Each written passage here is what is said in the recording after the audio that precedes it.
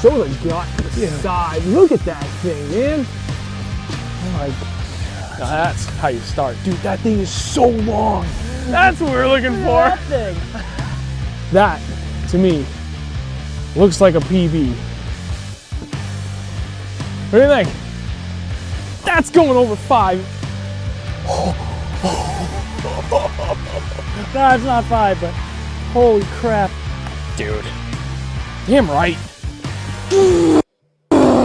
That's a 4. Dude. 4 pounder right off the bat. Here we go. Oh my god.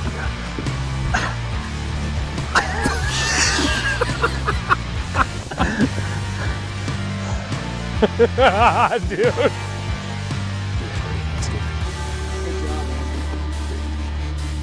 Look at that. I have big hands. That thing's huge. Girthy. That's triple C thick. Calling them today, boys.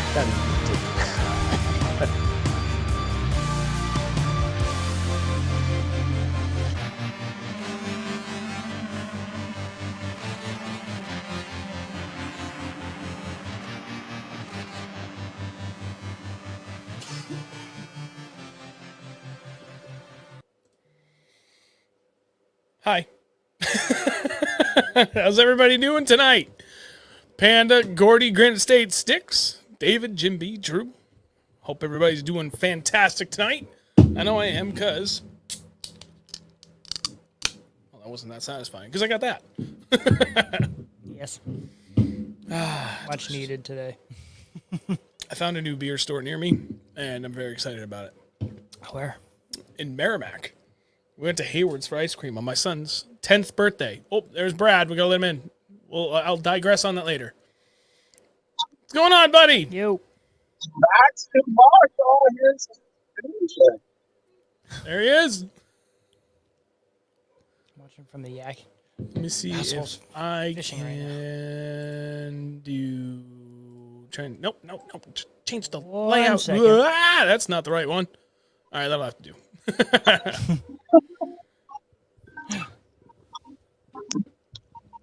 All right, there we go. You all good on your end there, Brad? Oh, you just muted yourself. Oh, no. Technical difficulties.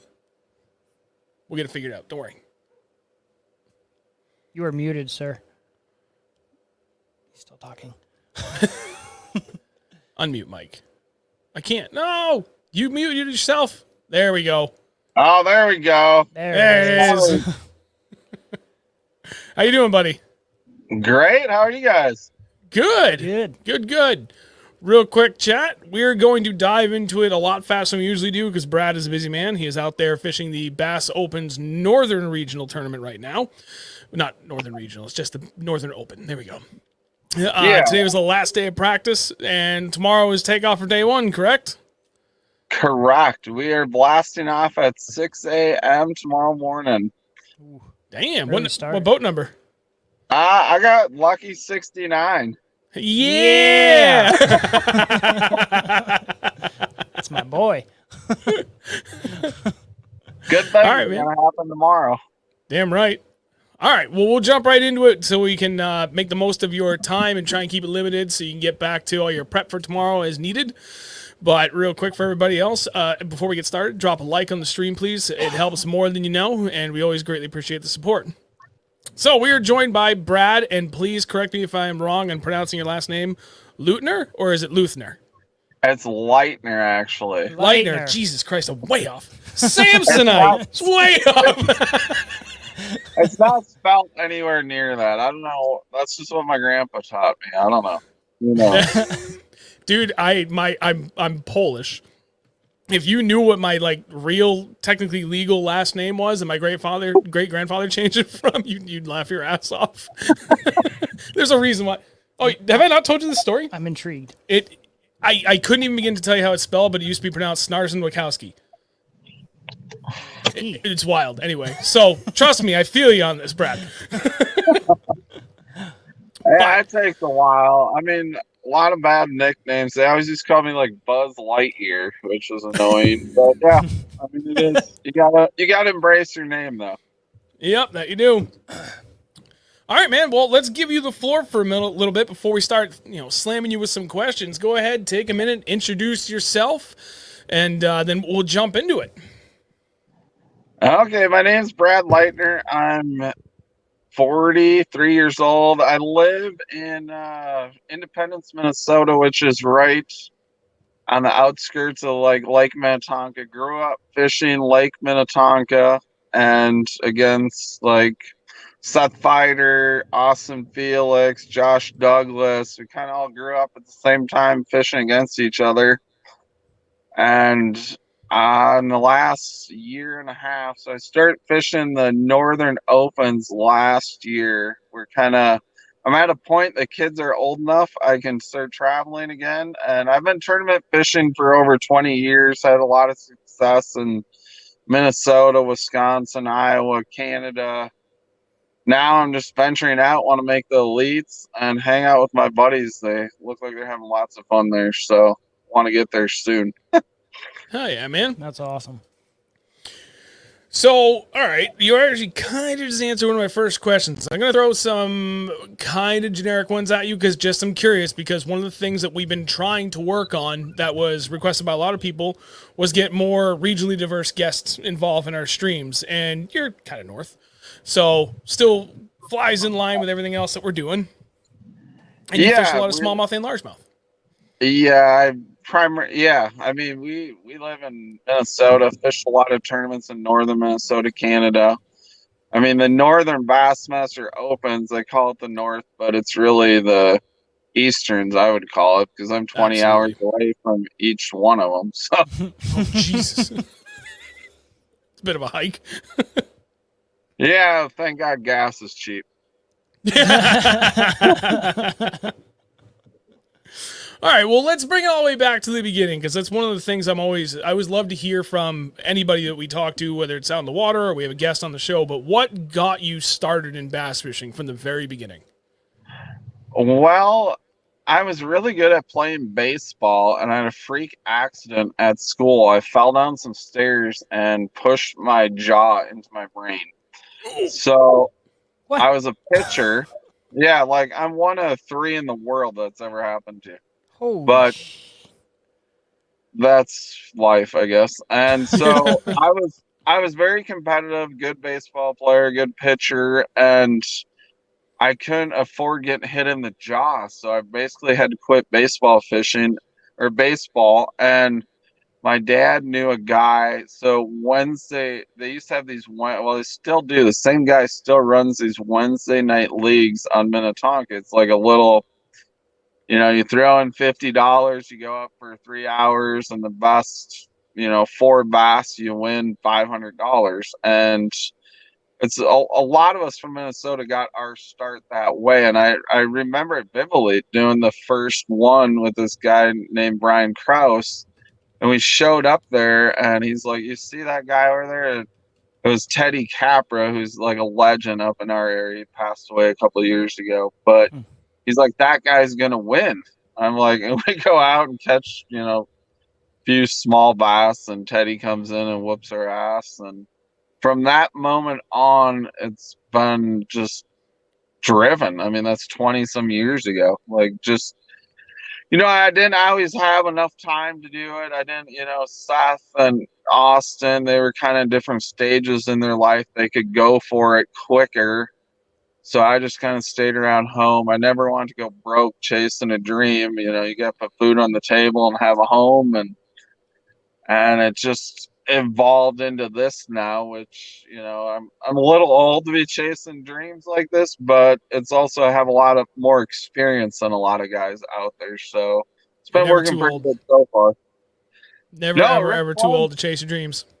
Yeah, Rick Clunn's still doing it. He's like, I think 75 or 80. I mean, he's still close doing to 80. Didn't he win his last tournament when he was 78? It's starting to smell like dirt. Yeah, I don't know if I'll have that much drive at that age, but I think I'll have 20 good years left. That's all you need. And yeah.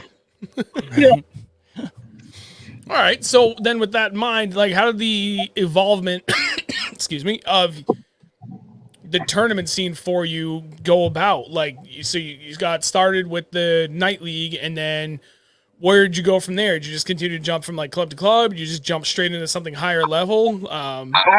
I've never fished a club tournament yet, but we had a lot of pay tournaments, so started doing weekend tournaments. I think the next year I saved up a whole bunch of money, as much as I could, and bought a little Ranger walleye boat and fished out of that for a bunch of years, and just hopped in. And then we had some pretty decent circuits in Minnesota.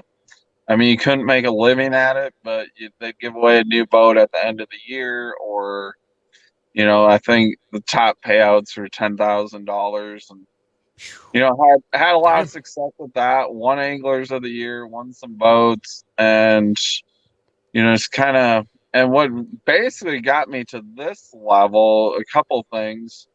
I'm really good friends with Fighter, and watching him and talking to him and seeing his success. He's really the first guy from Minnesota to go out and do very well on a southern tour, so it kind of gave a lot of anglers up by us inspiration, kind of like the Johnsons give out this way. So, and just kind of last 2 years ago, I had major back surgery. I have a real physical job, and I was laying in bed for like 2 months, and I watched Bassmaster YouTube videos for 2 months. And I'm like, I can do that. I got to do that.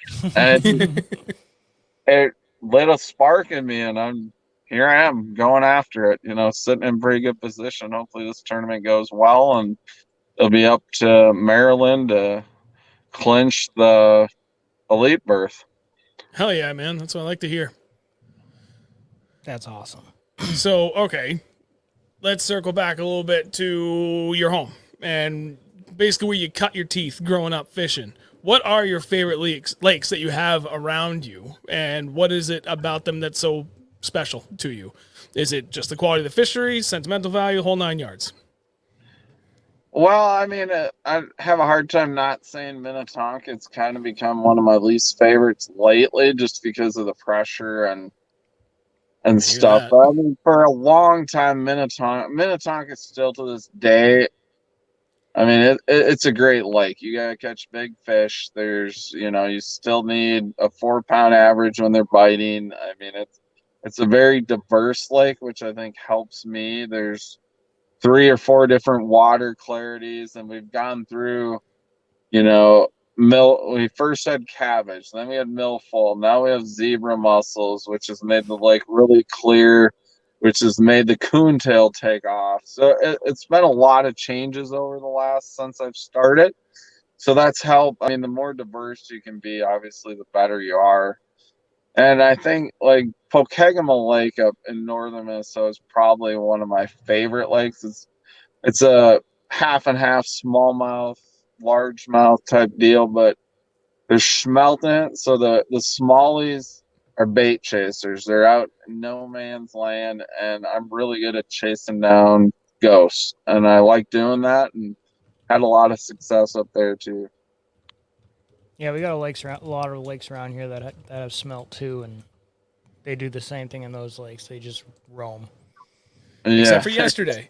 Those bastards were pinned to the bottom in the most. They were. I'm still mad about yesterday. They were there exactly where they were supposed to be, and they weren't biting. I watched fish after fish after fish for 6 straight hours come within a foot of my bait and then just piss right off all day. And this is a lake that I made it like a point of pride to excel on, because it's one of the tougher lakes here in New Hampshire for like strictly that's just smallmouth. And it's just this giant glacial lake with like nothing except for a ton of crawfish, perch, and smelt. And the fact that I've done very well on it makes me proud. And then I went out yesterday and I'm like, all right, conditions aren't perfect, but good enough. First spot, idle over, like, yup, bait, fish. This is going to be great. And 6 hours later, I walked away with only 3 fish in the boat, cursing. I'm like, what the hell happened today? That happens to everyone. It's part of the whole learning curve. Did you try something new after that, or you just stuck with it? I changed up a little bit for the color choice that I normally would. And then how I was presenting the bait was big on what I was trying to do differently. and it's still, I'm convinced at this point they were just shut off. It helps that I heard from a bunch of my subscribers because I posted on my Instagram stories, and I think there's like now 6 or 7 people total that reached out like, yeah, dude, I've been fishing that same lake or a lake down the street, and they're like, this past week it has just sucked, so it's not just you. I didn't think it was because I cut my teeth on smallmouth fishing on this lake. I know it like the back of my hand, and at this point, I'm confident I know it better than the vast majority of people in the area, not just the state. Yeah. So it's one of those days. I packed a little lighter than I normally would. I literally threw every single bait and just period that I had, every single bait. I tried different sizes, colors, style for what I was throwing, like literally everything I had, different weights. They just weren't having it. Yeah, it's been weird around my home this year. We've had a really, really late spring, and Same for us. fishing has been off the charts bad all over. Like just not the fish never get set up. They're late to come in, they're late to go out, and now they're just kind of out there just pissing off. It's weird. They just don't want to eat. That's what we've been finding. Like immediately after ice out for like 2 months, we crushed them up here. We had a phenomenal start to a year. And then we got like third, fourth, this straight week of like this persistent late winter crap and never getting like that first kind of hope of spring. And it stayed like that for 2 months. And now we're at this point where literally everything's still behind. Like I'm pretty sure that all those fish just moved out when they should have been out at this point like 3 weeks ago. Yeah, bite. Yeah. All our vegetation development, like literally everywhere, is so far behind. Everything's still like 3 or 4 weeks behind, depending upon where you go. It's crazy. Yeah, it is nuts. I mean, the one thing I've noticed traveling around the country this year and around home is the shallow bite has just stayed killer all year. Like you really got to figure out how to catch them shallow and mix in a little bit of deepness, but I mean, even here on Oneida, I mean, they spawned probably a month and a half ago, and there's still big fish up cruising. There's still a few fish on beds. I mean, Jeez, it's crazy. that's late. So glad you brought that point up. We've been noticing the same. We have our local honey hole, and we went out last Friday after work. I took my oldest son out, and then Andrew joined us after he got out of work. And I started like really crushing them out a little bit deeper. And the last time we were there was the first time they pushed out. But we also like went from like 4 or 5 straight days of really, really hot, sunny weather to this crazy cold front. Air temp dropped like 30, 35 degrees in one day. Yeah. And everything pushed way, way out. And granted, it's a shallow body of water, so it's not like crazy deep, but deep relative to the rest of what the lake has to offer. So, and we crushed them, absolutely crushed them for the like 3 hours that we had left in the day when we finally figured out just how far off they were. But then I went back Friday and then again, Friday and then again on Monday. And it didn't make any sense. I'm like, okay, they should be out in those deeper rocks. I literally fished every single rock that I know of on this 150-ish acre lake. And there's a lot. And I didn't catch a single one on it. I'm like, okay, I got to stop this. And I went up shallow and I ended up catching like 25 fish in just a couple hours. And all of them were in 2 feet of water or less. Yeah, It was it's weird. really smallmouth. I mean, it's really weird with those smallmouth. I mean, that's why I love coming to New York. This is my third time here. Well, third tournament here, twice last year, once this year so far. And this place is so much like home. You get those hot, sunny days, and those smallmouth just make a push up shallow. Just I have no inches of reason water. why they do it. But they do it in all these northern bodies of water where you think it'd be just the opposite. They'd be driving out deep, but like our home lake of Minnetonka, when it gets hot and sunny, those largemouth, I mean, you catch them in 20 feet of water on the rocks, and the smallies push up shallow. It's just crazy how they do that. They just switch. They flip. Yep. Do the opposite. First time we fished in New York was St. Lawrence River in Lake Ontario in 2019. And like you said, everything here, typically small, especially smallmouth, they push out deep. And they do the polar opposite over there in New York, like you just said. And it took a while for me to like shift my perspective and be confident and comfortable in doing something completely different like that.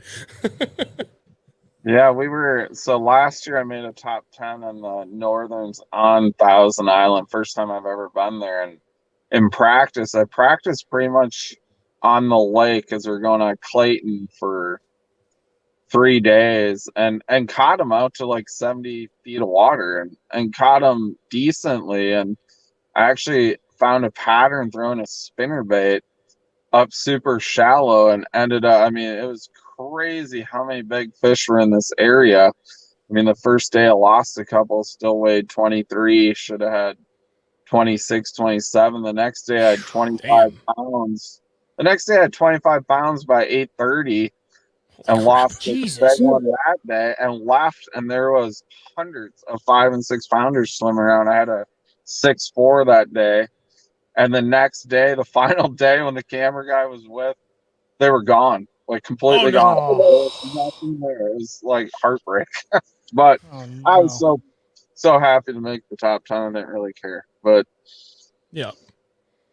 smallmouths, that's what I love about them. They're mysterious. Yes, they are. And if I Love them and hate them. seriously, if you figure them out, like that was the thing that I wrapped my head around was when you. I feel like when you get to a point where you're really confident that you can chase down quality smallmouth like all year long, everything else becomes a little bit easier because they're a lot harder to pattern out. They are. I mean, what I really like about them, they like to feed up a lot. So I'm kind of I mean, I drag the bottom once in a while. I'm more of like a swim bait, top water. I mean, for smallmouth, definitely top water, swim bait, hair jig type person. I like cranking, like reeling my reel a lot. And that's why I think I love them so much because they're so aggressive. You don't have to be, I mean, you can They fit catch your them in fishing 20, style. yeah, you can catch them in 20 feet of water on a top water. That's a pretty cool fish. Yeah, it is. I swear to God, they sit right in the middle of the water column with one eye looking up and one looking down. And they don't hit what's right in front of them. No. No, if it's right in front of them, it's too easy for them. They like a challenge. Yeah. They like a workout right before they eat. Yeah. So, all right, another question for you then. You got to this point now where you have confidence in what you're doing. You're obviously doing extremely well at what you're doing. What did you, I guess, circle back a little bit to the beginning and then especially the middle and later stages leading up to like fishing a lot of these bigger tournaments. Like, what was your best resources for learning to take what you wanted to learn to that next level and to continue to expand upon your overall knowledge base other than time on the water? Though I'm assuming time on the water is probably going to be top of the list like it is for most people. Yeah, time on the water is definitely you can't research that, right? You learn, you pick up. I think one of my why I'm successful is I like to be like in the forefront of everything. Like I created around home, I created this chicken jig and Outcast sells it. And it's a big preacher style jig for largemouth. I've won a whole bunch of tournaments on it in the summertime around us, and no one, I mean, everyone's like, what is a giant chunk of fur you throwing around? But I like new things. Like I like to, I can't pick out a favorite lure because I don't have one. I like to fish everything that's available, and I have certain techniques that, if they're biting on that, I feel pretty confident I can beat most people with it. But I like to do it all, and I think for me, having an open mind and really not reaching out, just being friendly to other anglers and having a big friend base in the angler community, like, and fishing with a lot of different people has helped. Just going out with buddies, and the higher up you get, the bigger name your buddies get. And Yeah. you learn a lot. They have a lot to teach, and a lot of nowadays it's crazy what you can learn on the internet. I mean, it's Instagram and YouTube. I mean, you can Google anything and I mean, it wasn't like that when I was younger. When I Ew. first Oh, started, it was a bunch of old guys that hated young people fishing. And it still is. Seriously. yeah, and I'm like, wow. And then you gain their respect over time. It's not going to happen overnight. And then pretty soon, you're in the group and they're helping you out. So I learned a lot that way. And I do a lot with high school fishing's big in Minnesota. I have a stepson and my son that fish high school fishing, and I do a lot of time donating time and seminars for the kids, and that's really has like energized me also watching the youth movement in fishing. And I know it can be a pain in the butt. There's a lot of kids out fishing, but I mean it's a real great thing for our sport. They're not watching, they're not playing video games. They're out on the water enjoying nature like we should be. Yep. I hear that. Hey, I do my part where I can and when I can to help get kids more involved with it. I'm still, this will be my 4th season being a high school bass fishing coach. I'm looking forward to it. I think Awesome. this will be the first time I'll have at least, well, yeah, no, this will be the first year that I'll have at least one kid returning from the previous year. So it'd be interesting to Yeah. see how it goes. Yeah, that's awesome. Like in Minnesota right now, we have almost 3,000 high school students that fish a sanctioned tournament. We have the Whoa. SATT in Minnesota. I'm actually on the board with them, and they do a great job with it. We give away like $80,000 at our championship probably this year for Whoa. scholarships, which are good anywhere. And then like my sons do pretty well at it, and they're going to qualify for the super nationals or whatever they call it next year. Will be on lacrosse, where they give away $2.6 million in scholarships. That's incredible. wow. I mean, people don't understand the business of it. I mean, it's crazy. Like the colleges recruiting these kids nowadays, getting full rides to go to college and go fishing 20 tournaments a year, and getting an education while they do it. I mean, I wish it's they had crazy. that back when I was a kid. I know, Jeez. seriously. There was Yeah, a me friend of too. mine that has had a tackle company out of Maryland, but he decided to get out of it and pursue other things recently. But one of the other guys on the team is from North Carolina, and he fished on, I forget what college it was. It was down there. But yeah, he fished all 4 years in college on a legit college team, and I got to get him on here at some point because I want to be able to have him share his experience from that level, because I haven't had any high school kids on yet, and I'm not sure how well that will go over with all the YouTube guidelines. But I've had different levels of pros on here. I'd like to try and cover that whole range of every competitive level that there can be, but especially from the college level, because like you just said, that the opportunities out there for scholarships to get through it are incredible. Yeah, it's really incredible. They're doing a great job with it, and it's yeah, I mean, there's so out of our SATT, there was 6 kids this year that got full rides.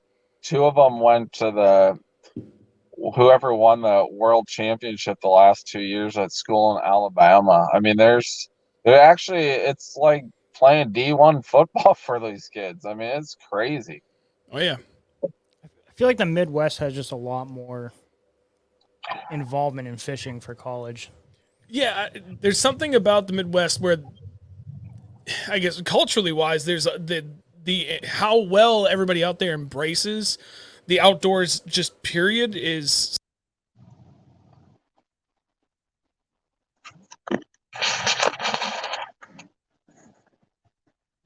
the hell. For some reason, my mic just got Oh, there muted. he goes. All right. Oh, there you go. That was weird. Oh, now you're muted. What? No, he's not. I mean, Wait, he is. Why is he muted? What happened? Oh, that was weird. Can't hear you, buddy, but nothing. it's plugged in. It doesn't. What happened? That's crazy. Oh! USB cable. Did it come unplugged from the back? Nope. Technical difficulties. Oh, we can hear both of you. So why can't I hear him? Okay, one second. That's weird. Why can't I hear Brad? I can Everybody hear else you can, but guys. we can't hear him. Says Sean, you sound funny. Oh, 1 second, guys. What the hell just happened?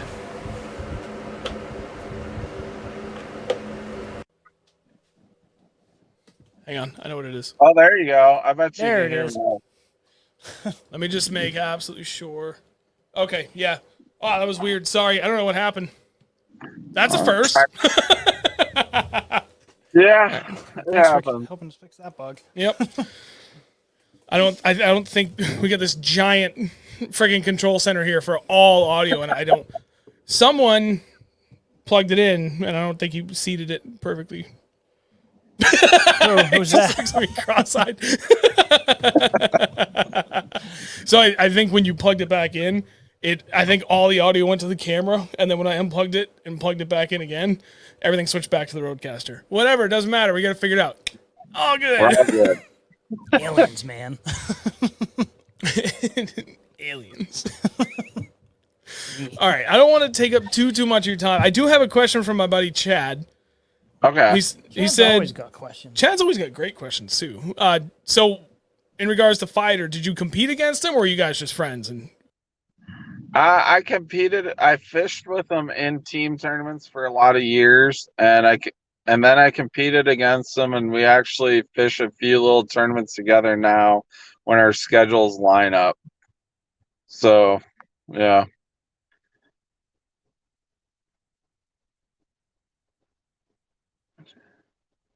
Uh-oh, what happened now? I can't hear you. why did it mute Can you again? hear me now? What technique do you turn? Can you hear me? Yeah, I can hear you now. I'm reading Okay. a question. Somehow I got one of the questions on my phone.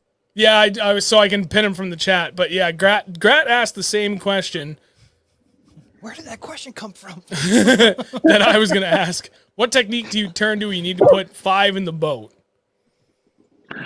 Probably my most deadly technique for largemouth is a 5-inch weightless Senko Texas rig. I mean, Is probably my go-to. Like I like it just because a lot of people don't throw Texas rig anymore. You can kind of work it real slow through the grass or whatever you're fishing, but kind of a confidence bait for me. Yeah, I know. Confidence bait. You like to throw that too. damn right. I don't like throwing it when I'm fun fishing if I can avoid it because there's so many other things I'd rather fish. Yeah. But dude, that Senko, I mean, especially weightless Texas rig, I've caught. I'm trying to think now. 3 tournaments now where I've caught a 5+ pounder on the back of that bait, and we've done well. We did a tournament on the Connecticut River back in when the hell was that with DJ? 2017 or 2018. And in New Hampshire, we had 5 for 22 and a quarter, I think. I had Wow, a 5.5 that's and a 4.5 on that Senko. We just fished a tournament 2 weeks ago. I had a 5.5 on the Senko. Hey, man, that's Kiss. Keep it simple, stupid. It works. It works so damn well. Absolutely. People make fishing way more complicated than it needs to be. Yep. I think it's one of the bigger issues in fishing. It's fun throwing all these new baits and new things, but when the money's on the line, you got to catch fish, and they always seem to catch them. Yeah, pretty much. Hopefully, the right 5 fish. Yeah, seriously. Yeah. Oh, okay. Grat wants to expand upon that. Expand on that line size, rod, bait caster, or spinning rod when you're using that. Okay, I'm kind of a spinning rod freak. I'm from the north. I feel most confident with a spinning pole in my hand. I mean, not that I don't use a lot of bait casters, but in that technique, I like to use like a 7.1 to 7.3 medium heavy, depending on what the cover is. And I throw 10-pound Suffix braid. I like to use the blue camo so I can watch my line, or a high vis line. And I usually tie on. I like to tie on, depending on the cover. I never go smaller than 15-pound fluoro, but sometimes I'll get up to to 20-pound fluoro or 17. Like I'm not a huge guy on light line. I hate tearing off fish, and a lot of these fisheries we fish now have zebra mussels, and 10-pound test shreds like crazy. It's like gone. Yeah, we Like, experienced no. that the hard way at the St. Lawrence a couple times. Yeah, So it's pretty much then just like a regular jig setup for like a bait caster, but you switch it over to a spinning reel. I use, Spinner. I Setup. use, yeah, I use a spinning reel with a 10-pound braid with a 14 to 20-pound suffix leader on there, fluorocarbon, some kind of fluorocarbon, and then just a 4/0 VMC wide gap hook.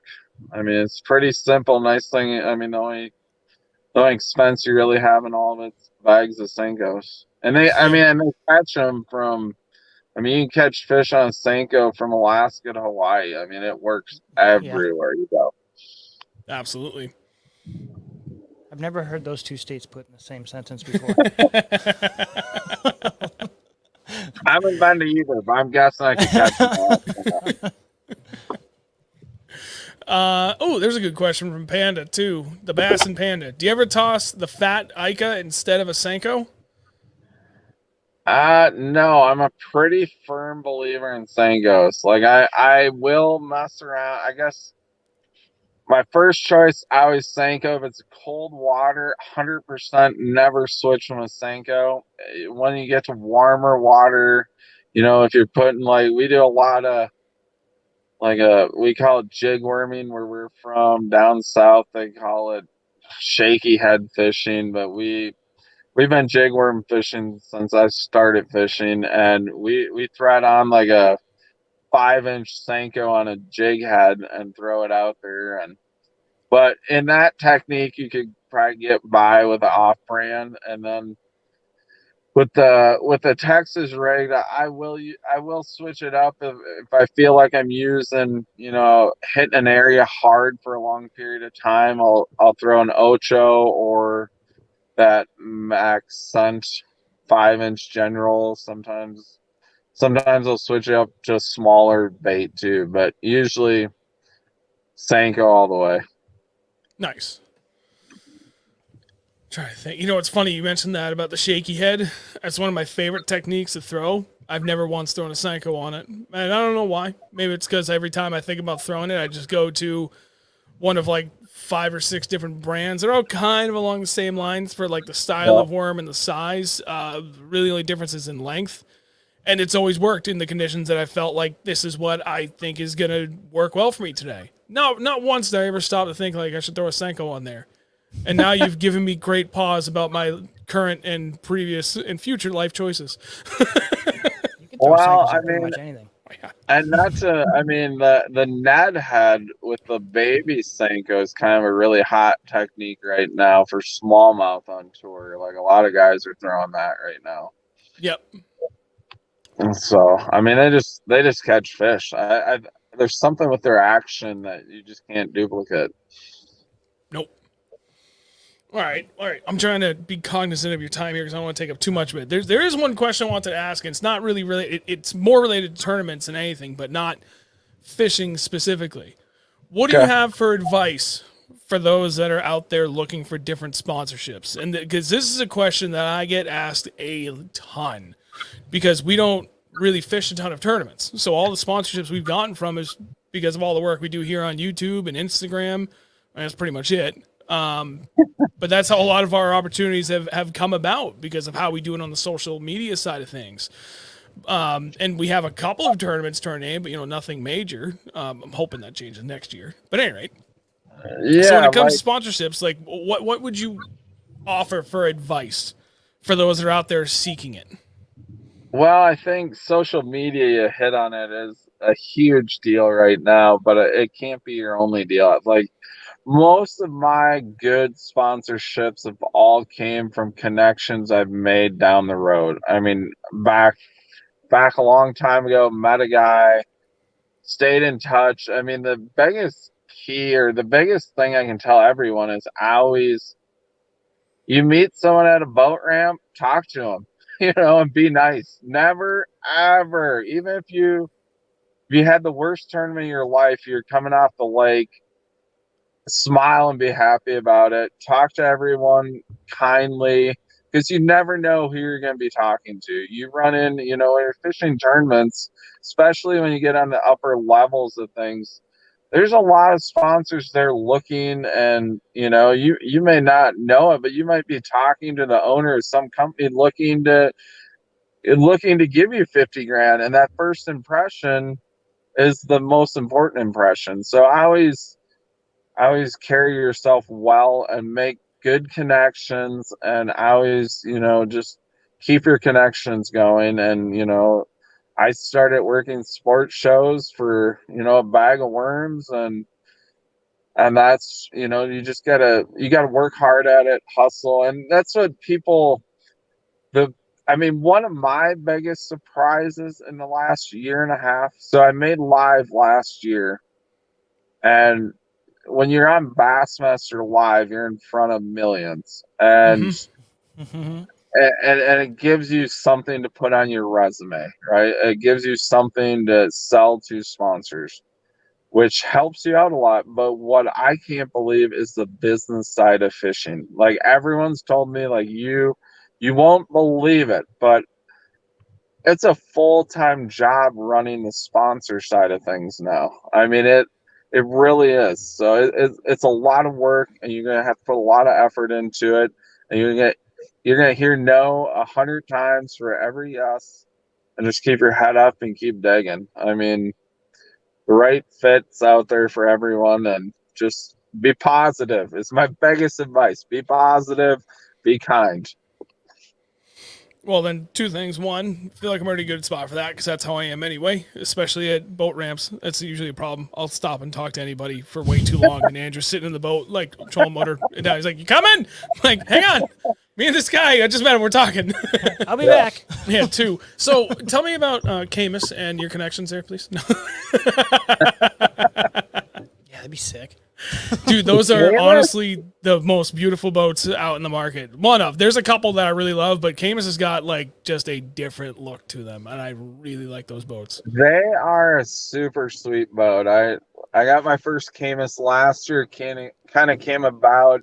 I fish a tournament over in Green Bay every year, the Sturgeon Bay Open, and there's a dealer out there, Ken Sports, and they are just top notch dealership. Just they do a great job with it. And a couple of my friends from over that way kind of said, "Hey, Ken's is picking up Camus. They're looking for guys." And I called over there and talked to him, and it was a no brainer right away. And then I actually, when I was heading down to Florida this year, I got to go through the Camus plant, and I got to sit and talk to Earl Bentz for about 3 hours in his office and kind of pick his brain, and he picked my brain, and it was really interesting. But like stuff like that, going the extra mile, I was heading down to a tournament. It took a day, but it was well worth it. And to go through there, they just built a new plant here this spring. It opened up. It's 100,000 square foot, just Jesus. beautiful Wow. facility, and they're really cutting edge on a lot of things. I mean, they build a heck of a boat. I had that 20-footer out in 10-foot waves on Lake Ontario, and I never felt scared 1 minute. I mean, it's a great boat. It's a great riding boat. It's kind of a different feel. It rides a little different than most. It drives a little different. It kind of stays really planted until you hit about 45 and trim it up, and then it takes off like a race car. It's really a different feel, and being able to have your boat planet like that is really crucial for big water. And then they have a ton of bow lift. I mean, I have a 21-footer this year, and I mean, that thing is just amazing. Love the thing. What does that run for top speeds when you're tourney loaded? Like, I mean, two guys, full live well, the whole 9 yards. Well, since we've had the most windy year ever this year, every tournament I've fished, it's been 4 or 5 footers. I'm running a 4 blade right now because last year when we were on Oneida, it blew really bad. And with the 4 blade, I can run probably 69, 70 loaded. I lost probably 4 miles an hour with the 4-blade. When I was running down the James, I don't know, a month and a half ago with the 3-blade, it would hit. I could get up to 74, 75 right in there. But that 20-footer I had last year was a rocket ship. I mean, that thing would run high 70s. If Jeez. you, Damn. if you, Fully if loaded? you, no, not fully loaded. Just if you put the more of the weight in the back and kept the front end pretty light, she would take off. So I mean, it would I know run what the probably problem is. Hang 70. on, I messed it up. Uh-oh, what happened? Something's going on here. Hold on 1 second.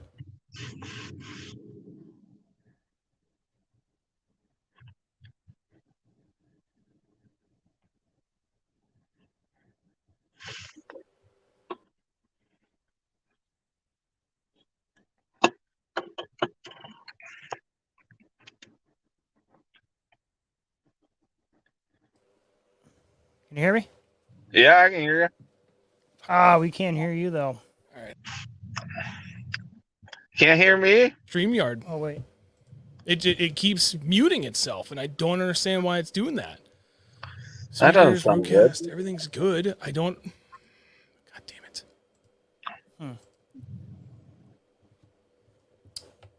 That's weird. Let me try and plug that in again. Yeah, one more time on USB.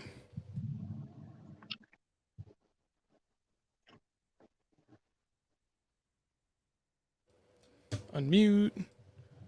Can you hear me now? Mic. On YouTube side, everyone says they can hear us. We've never had this happen before. I don't understand. Brad, you That's still crazy. there? Yeah, I'm here. Everyone else can hear him, but we can't hear him. That's weird. 1 second. Let me try one more thing. Speakers. Default. Yeah, no, it should be going to that. I don't understand. Can't see a thing. This sucks. We can't hear a thing. Oh, hang on. He bounced out. He's going to come back. Well, this is really frustrating. Like, when you run into things like this, like, completely outside of my control, I have no idea. This has literally never happened. Since we got this whole new setup, we haven't had these issues. Ooh. Brad's coming back. Give us 1 second. Sorry about that, folks. Sometimes. I mean, we had a good run since the last technical difficulty, so Yeah. I'm not going to be too upset. I just wish the timing of it was a little bit better, where it was like just again. I watched that happen. It just all of a sudden my screen flashes and it's like, nope. Yeah, all of a sudden it just mutes everything. Connector cameras. There's something. There's. It's got to be something on StreamYard's end. This is strange. This is really strange. Brad, you gotta connect all your stuff. I can't let you in yet. No, don't ban him. No, don't do that. Brad, I can't add you, buddy. You gotta. It says device is not connected. I can see him. He's waiting in the lobby, but it won't let me add him in until he connects his camera and microphone. No. Uno momento. Oh, okay, he bounced out. I think he's going to get this figured out. We'll get him back in. We'll wrap up a couple last questions, and then we'll move on to, like, everything else we typically do pre-stream. But for everybody that's watching, go ahead into the video description below. There's a bunch of things you can do. First and foremost, there's links to both Brad's Instagram and Facebook, so you can follow him on there. For anybody that's interested and willing to help us out, there is a link to both our Venmo and PayPal, or if you're set up here on YouTube, you can donate through there. Like, literally anything you guys do for donations is greatly helpful, and we really, really appreciate everything you guys do for us. If you haven't dropped a like on the stream yet, please do so. I think I already said that, but I can't remember. And then I'm not sure what else after that. Brad's trying to get back in here. Hellabass, I feel like maybe he's not. I don't know. Brad is a tech wizard. He's being cheeky. I know it. Oh, so Egan. Hello. Iron Dog saying that YouTube is sucking tonight. Brad, I can't add you, buddy. Hang on. Let me message him on here. YouTube's really blowing a big one right now, huh? What's going on here?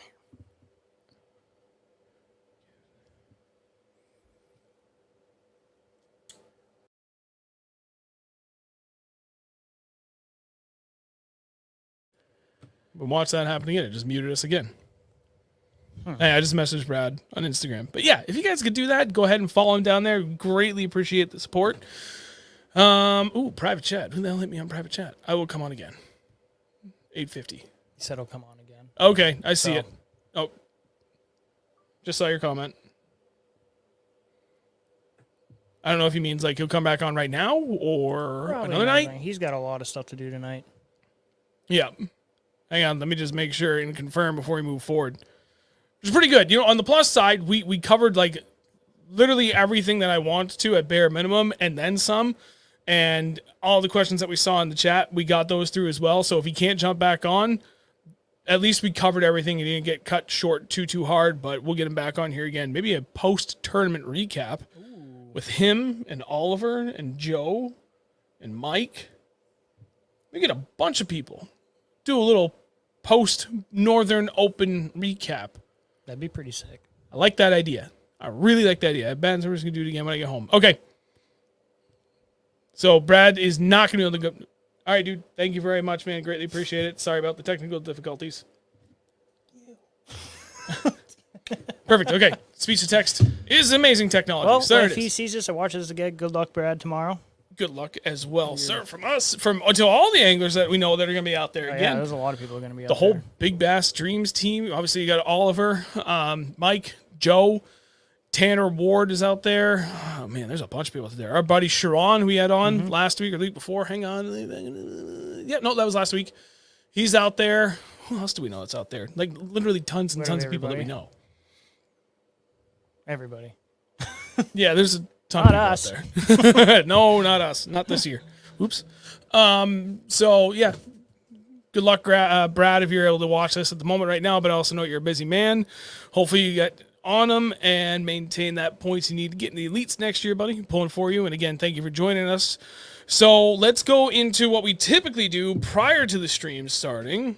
You guys rock. Thanks for the opportunity. Can we do it again? Thank you, Brad. Appreciate you, buddy.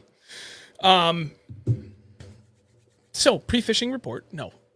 Weekend fishing report. Sorry, my brain's post-fishing report. Now I'm like all thrown through a loop because technical difficulties we haven't had. That's why we spent all this money on these things, but we can't control the internets. The interwebs. The interwebs. I remove that. Maybe that's throwing it through. All right, so let's go over. Oh, we got a lot to talk about that happened this past weekend for fishing. And hopefully this will be beneficial to, hey, Hellabass, thank you very much, buddy. Greatly appreciate it. Have a good night. See ya. Hopefully this will be beneficial to anybody out there looking for some insight. I'm going to start with most recent and work backwards because why not? And it's, well, what we did most recently was not with him. I don't know why it's important. It's not important. But anyway, so what I did most recently was yesterday. Went smallmouth fishing. Lake region of New Hampshire. Deep glacial lake, thousands of acres big. It's 180 feet deep in the middle, 189 feet. I forget. Okay, have fun. And water temp was 72 to 73. At this point, like this far post spawn, like literally every year, the smallmouth should be pushed out deeper, anywhere from, we'll say, 20 to 40 feet. They should be feeding down on the bottom for the most part. Not to say you can't catch some on top or some suspended. But if you just want to go out there and, throw a drop shot or a Ned rig all day, like this is the time of the year to do that and you'll catch quality smallmouth. So we went out there and did it, and my app that I use for my weather told me it was going to be windy, and it was not windy. We were met with absolute glass water at the end of a very busy holiday weekend, so that's typically not a good combination I've found in years past.